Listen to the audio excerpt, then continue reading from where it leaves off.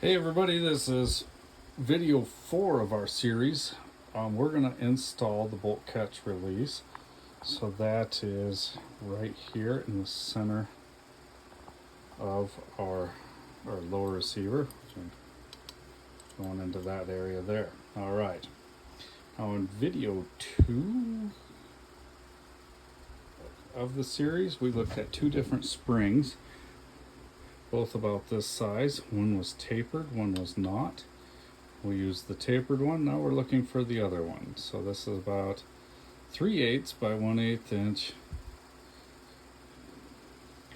And our bolt catch release detent, which is that little dude there. Kind of, here we go, there's focus. Kind of shaped like a mushroom. Our bolt catch release. Put all those out there so you can kind of compare them to each other.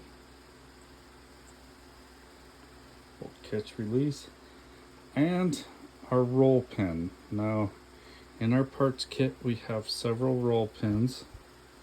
This one is going to be used later. I believe that one was for right here. This one is just a little bit bigger than, I think it's a 7/16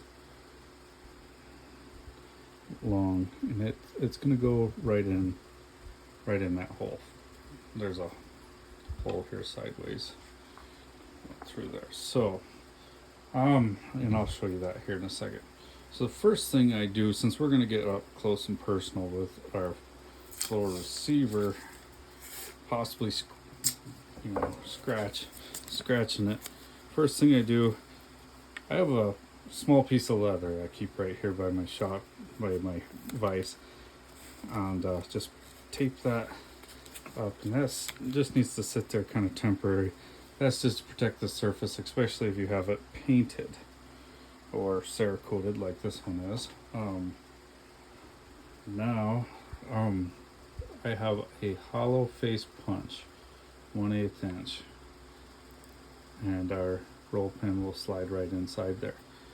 You can buy these punches. I sell a kit that has them included. Really nice kit on freedomtacticalfirearms.net. As you can see, with the leather and everything, I'm not big on spending a bunch of money just to build a gun. I'm building a gun to save money. There's kits out there that are a tremendous amount of cost, but I think you can get the same value just you're not tearing them up too bad, and then just a cheaper kit of punches and a piece of leather and a roll of tape. And you can see I even built this block out of a couple different pieces of wood. Okay, now as we're installing that, it's really important that you don't allow that pin to come into this intersection. You want to just get that started, but you want to keep it from appearing in that little space. Now we take our spring, and that feeds right into there. It might be a little bit hard to see, but there's a hole right there. See, like, get some more light on there so we can see what we're doing.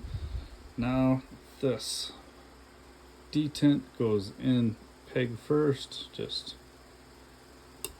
right in there, and kind of give it a little, especially after Sara coating, make sure you get some bounce there.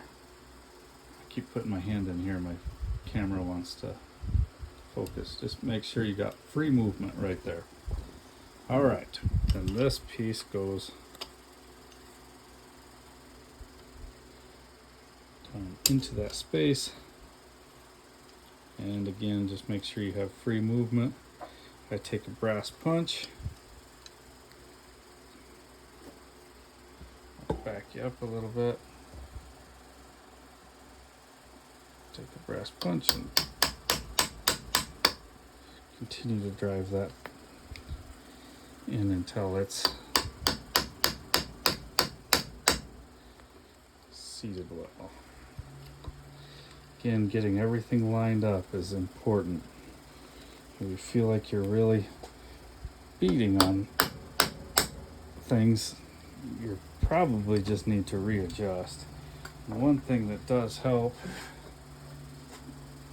is just using one of your punches to just help line everything up. Now I'm going to come over from this side so I'm not in the camera's way.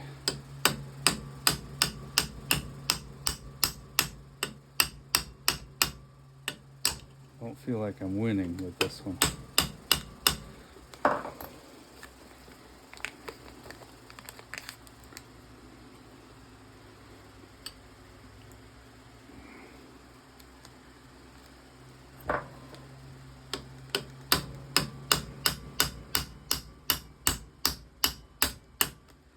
Okay.